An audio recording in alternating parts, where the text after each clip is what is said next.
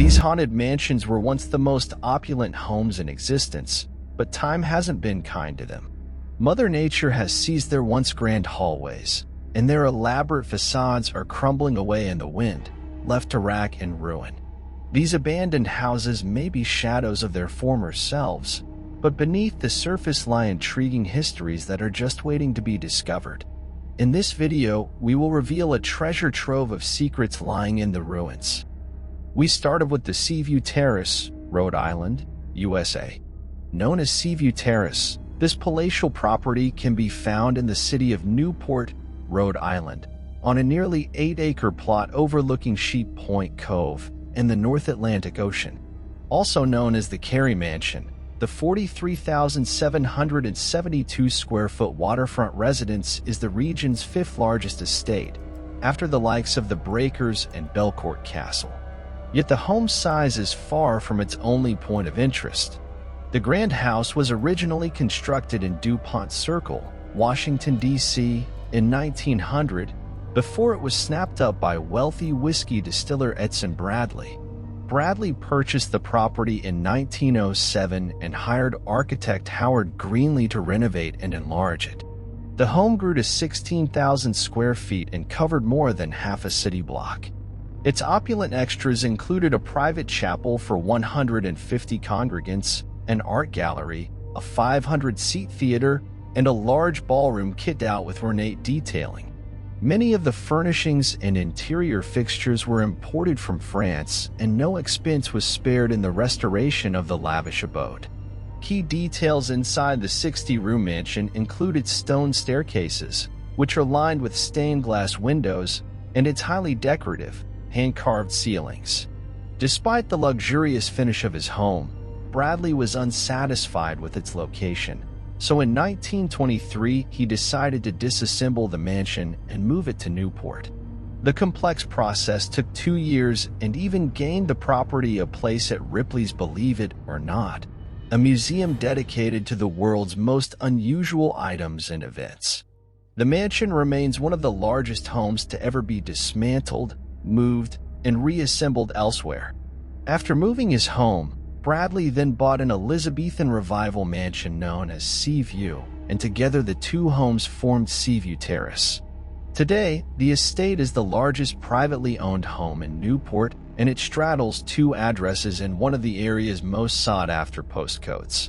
The colossal home now boasts 29 bedrooms and 18 bathrooms, as well as a whispering gallery and a 2-story entrance hall, kitted out with medieval-inspired fixtures.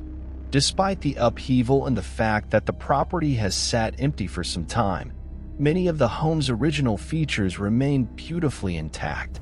The building's most prized detail is an early Renaissance stained glass window that was originally designed for the Duomo Cathedral in Milan, Italy.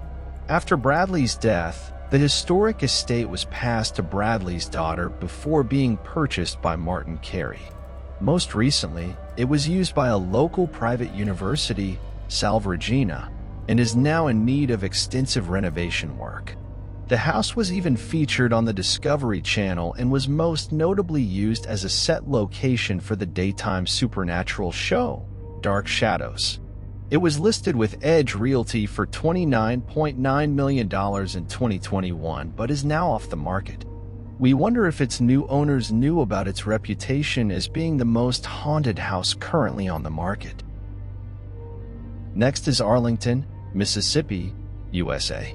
Nestled amongst overgrown land in Natchez, Mississippi, this grand old antebellum house, built around the early to mid-19th century, has seen better days.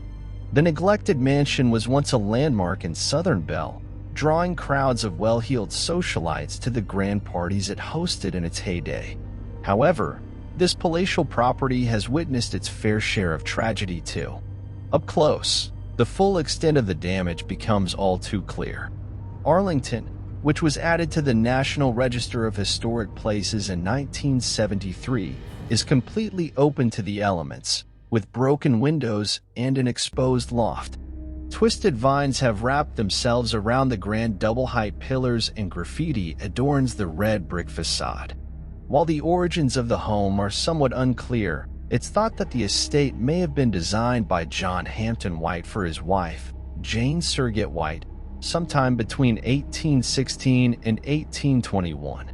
Other sources think Jane herself, or, indeed, her father, Pierre Surratt, a French immigrant, could be behind the classic design. However, it came to be that the property served as the marital home of John and Jane, though not for long. In 1819, around the year of the estate's supposed completion, John Hampden White tragically died in a yellow fever epidemic. Despite her heartbreak, Jane continued to live in the property, decking it out with opulent furnishings. It's hard to imagine the grandeur that would have greeted visitors in the entrance hall, but the exquisite arched window above the doorway gives something of a hint as to its former glory.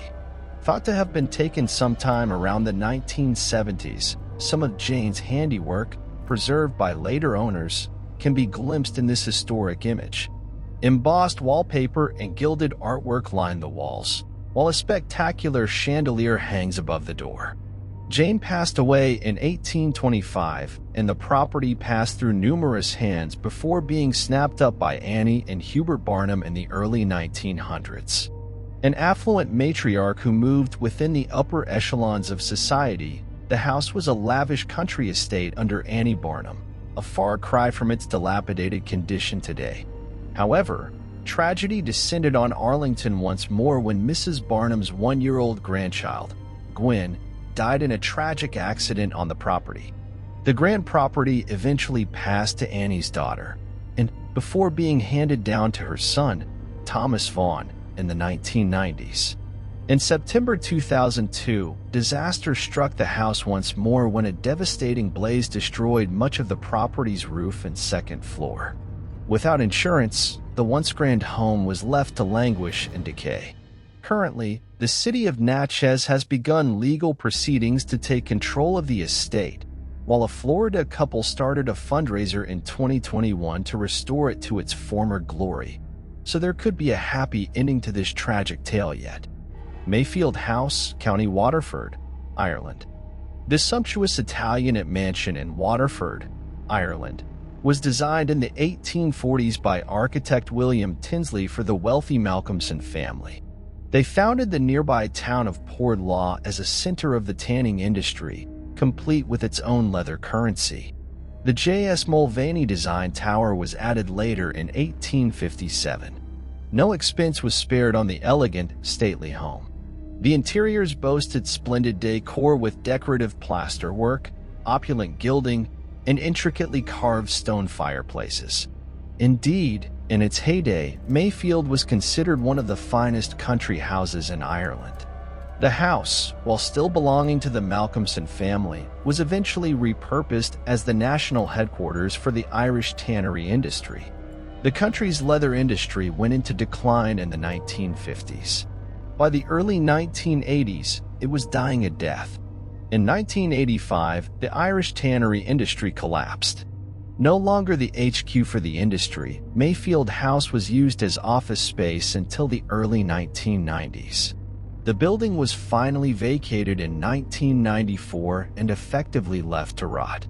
In the mid-1990s, the roof of the building was still intact and the interiors, though shabby and in need of a revamp, were in a reasonable state of repair. Sadly, this didn't last very long and the abandoned building rapidly deteriorated not long after. But was hope on the horizon? By the turn of the millennium, Mayfield House had become a decrepit, roofless shell. Many of its original features were brutally stripped for architectural salvage, and the property was eventually sold for a bargain of $328,000 to one of Ireland's largest hospitality companies in 2022, who planned to transform it into a five-star hotel. The dilapidated property was granted government funding in March 2023 to stabilize walls and replace the roof, and development company Oakmount hope the new hotel will bring a much-needed boost to local tourism. As well as the main house, the estate includes a lodge, a coach house, an orangery, and over 6 acres of land, so there's plenty to work with. The National Inventory of Architectural Heritage said the house is distinguished by the elegant entrance tower, which enhances the Italianate classical quality of the composition, explaining that some of its finer details have remained intact, so they can hopefully live on after renovation. Let's hope. Darul Aman Palace, Kabul, Afghanistan.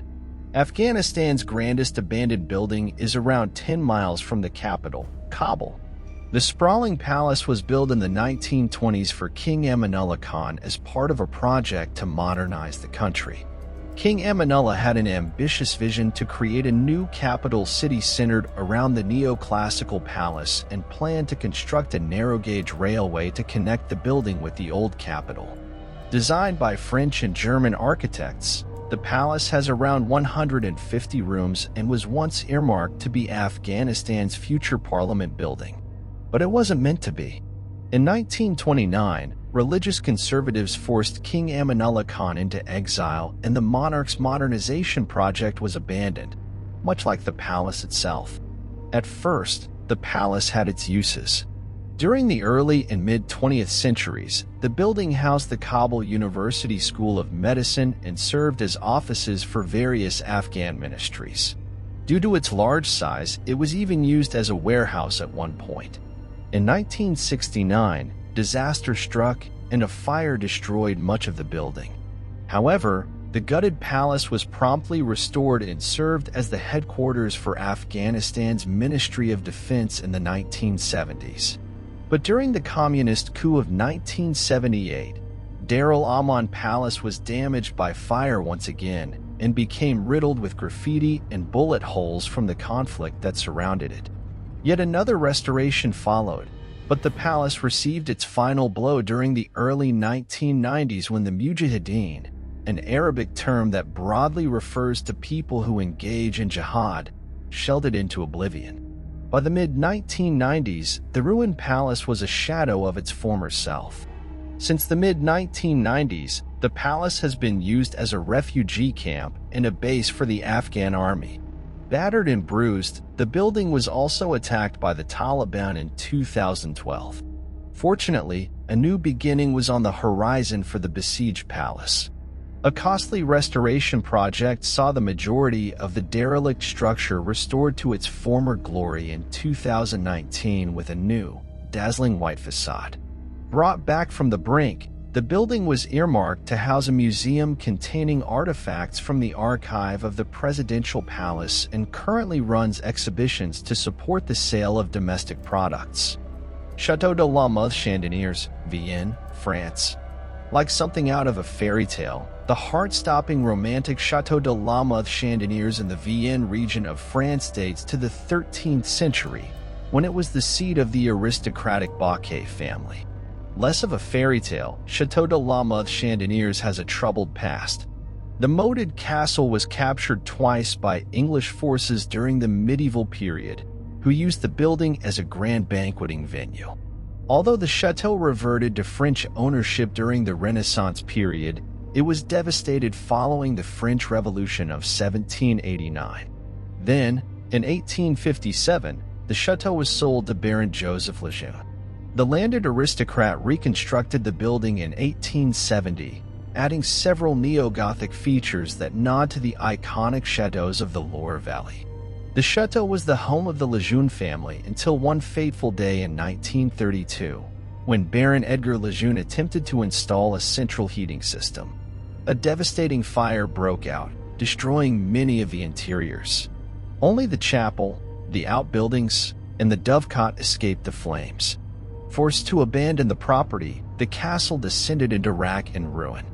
The ownership of the castle passed to a French bank, which sold it to a local teacher called Marc Demeyer in 1981. Mr. Demeyer has never specified how exactly or why his efforts were being sabotaged, but, in any case, his efforts to restore the chateau failed and the building deteriorated further. But this fairy tale chateau got a happy ending after all. A group called the Friends of the Chateau de Lama Chandeliers began raising funds to restore the castle, and it is now finally open to the public to be explored. Since 2018, the Chateau de Lama Chandeliers has welcomed tens of thousands of visitors from all over the world for unique experiences, including tours, parties, and even a Halloween event. Sanssui Palace, Nord, Haiti. Considered the Caribbean Palace of Versailles, the Sanssui Palace, meaning without worry, in Haiti was once the most ostentatious building in the West Indies. It was completed in 1813 for the autocratic King Henri I of Haiti, a former slave. Sadly, many workers are known to have perished during the palace's construction. A showcase for Haiti, the palace was built to demonstrate to foreign powers, some of which were still engaged in slavery, the sophistication of the local Haitian elite, who defeated the French following a slave revolt and established the independent country in 1804. The palace shares its name with another Haitian revolutionary leader, Jean-Baptiste Sanssouci. He was an African slave who led troops in guerrilla fighting against the French in 1791. He viewed Henri Christophe as a traitor after his defeat of the French. About 10 years before the construction of his palace, the future Haitian king tricked Sanssouci into believing he wished to reconcile, asking him to meet at the main Grand Prix plantation, next to the Malo plantation, where he would later build the palace. When Sanssouci arrived, Christophe's guards killed him and his guards. It is possible that Sanssouci Palace was built only a few yards away, or perhaps even over, where the murder took place. Henri used the palace as a home for himself and his family, Queen Marie-Louise and their children, as well as for their royal staff of advisors. During his reign, the palace hosted glittering banquets and balls that attracted the great and the good from far and wide. The palace's gardens were particularly renowned and boasted elaborate water features. Determined to display his prowess during his reign, King Henri I also built a mountaintop fortress, the Citadelle La Ferrière, nearby to repel a feared French invasion that never occurred. But later in life, tragedy struck. Disabled by a stroke on August 15, 1820, Henri finally shot himself on the grounds of the palace on October 8, 1820, some say with a silver bullet. As if that were not dramatic enough, 10 days later, his son and heir, Jacques-Victor Henry, the Prince Royal of Haiti, was murdered at the palace by revolutionaries. The palace was abandoned following the murder and left to the mercy of the elements. In 1842, a major earthquake destroyed much of what remained of Sanssouci, and today only the ruins of the palace survive. Sanssouci was designated a UNESCO World Heritage Site in 1982, and since then, efforts have been made to preserve what is left of the crumbling ruins.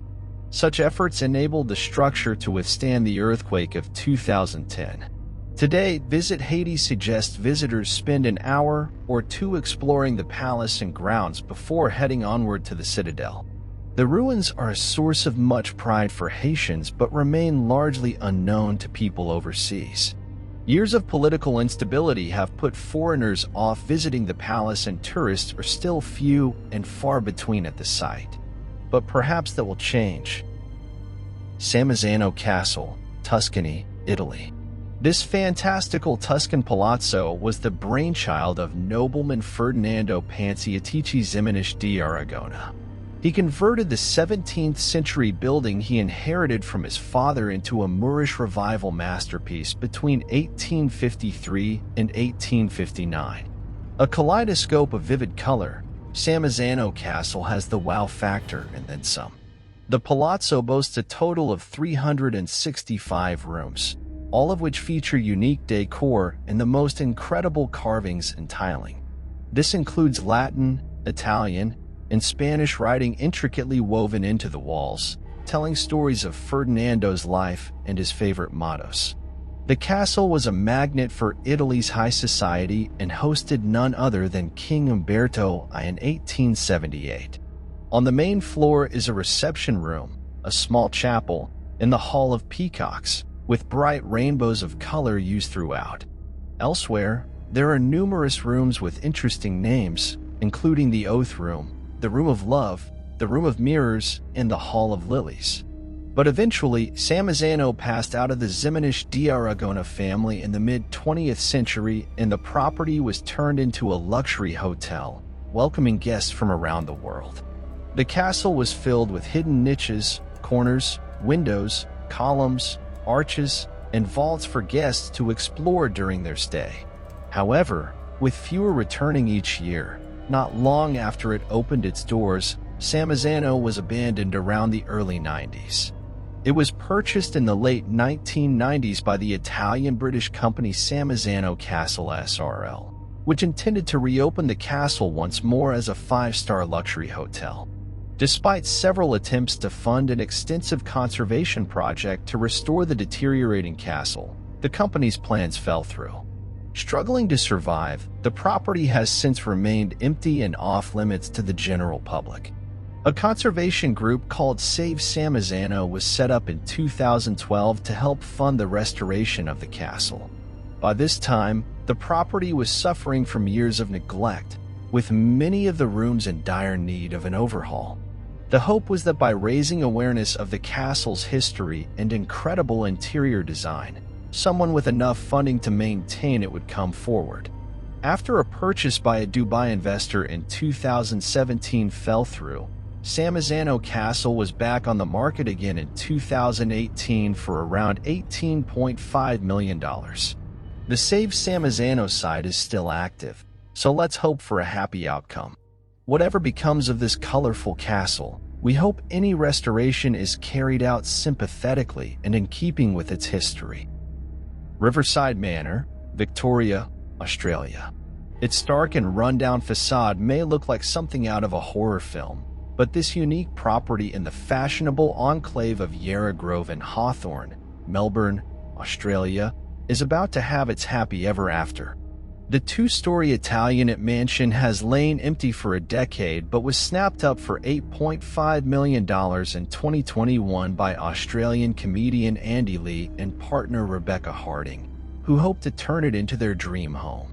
Originally called Ravenswood, the once magnificent home was built in 1876 for Alexander Tuff, a ship's chandler, and originally featured this elegant wrought iron balcony and arching trellis over the front path.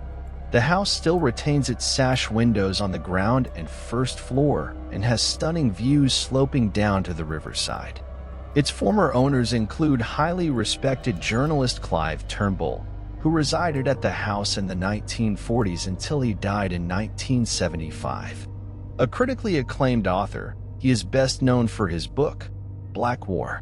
The last time the house changed hands was in 1995, according to reports, when the last owners paid $1.2 million for the extensive home.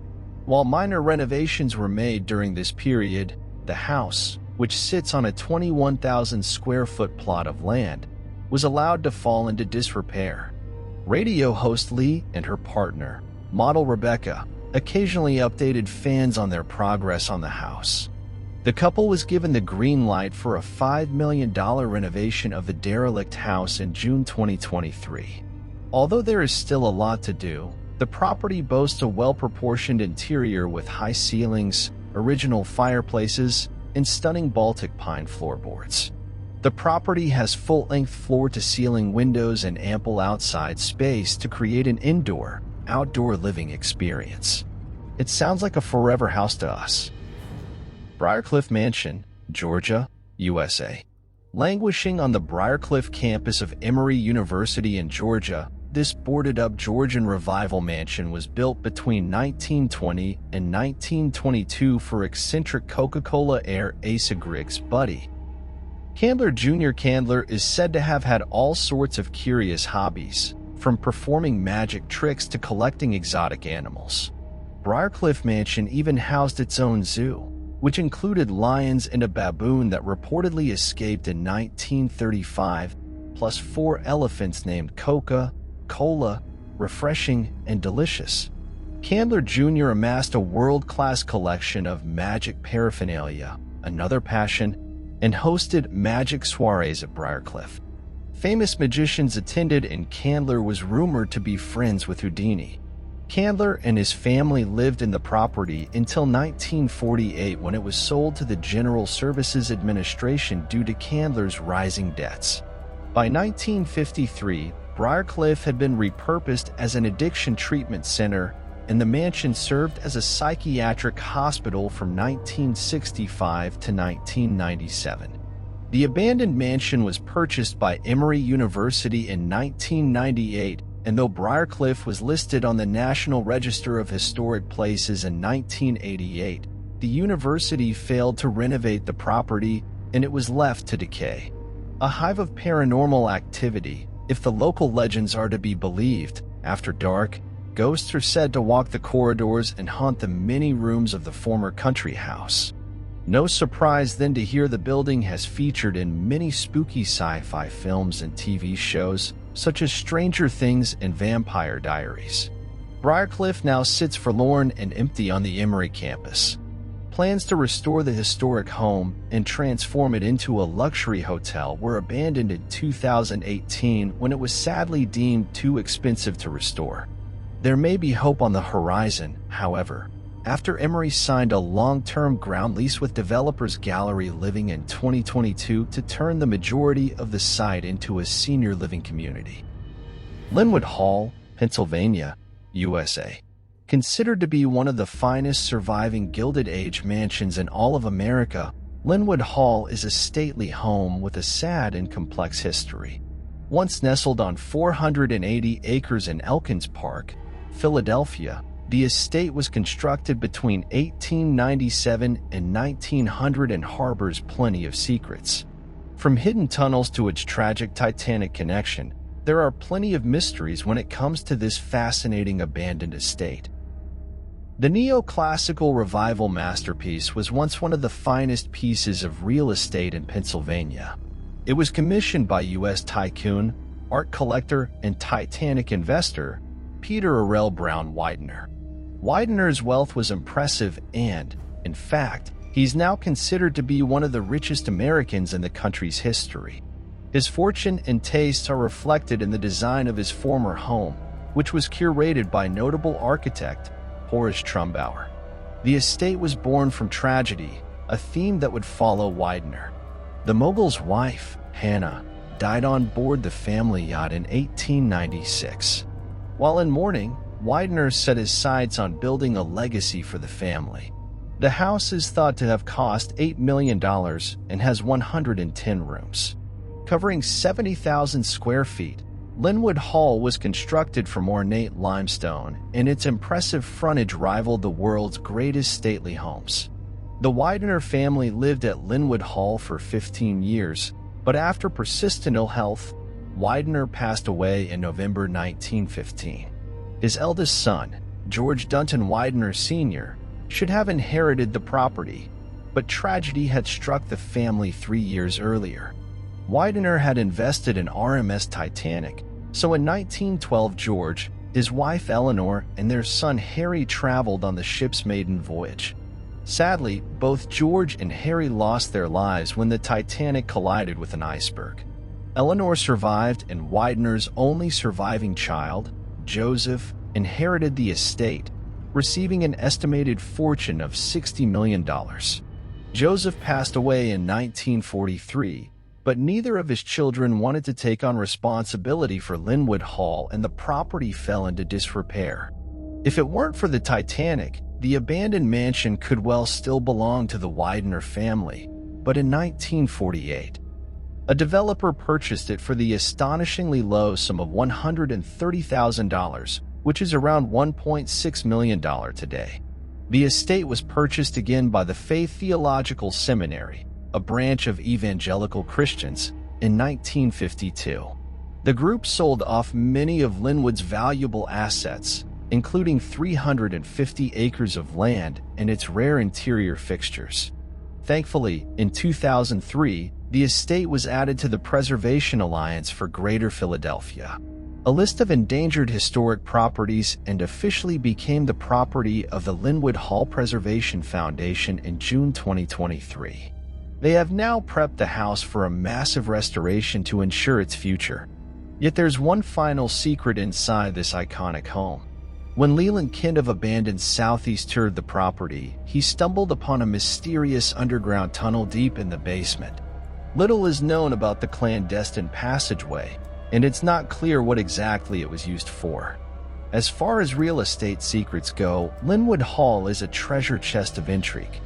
As we conclude our journey through the captivating realm of abandoned mansions, it's impossible not to be awestruck by the mysteries that shroud these once grandiose residences.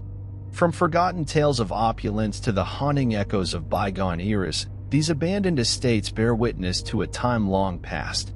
As we've delved into the most incredible and astonishing secrets hidden within these decaying walls, we've uncovered the stories of those who once called these majestic structures home. Each mansion whispers tales of wealth, intrigue, and sometimes tragedy, leaving us to marvel at the transient nature of grandeur. While the secrets we've unveiled are but a glimpse into the enigmatic past of these abandoned treasures, the allure of their untold stories persists. Perhaps, in the stillness of their deserted halls, the echoes of laughter, the whispers of secrets, and the echoes of lives lived linger on. Thank you for embarking on this journey with us, and until next time, may your curiosity continue to lead you to the most astonishing corners of our world. Don't forget to subscribe, like, and hit the notification bell to stay tuned for more fascinating adventures. Stay curious, stay adventurous, and keep exploring the secrets that history has left behind.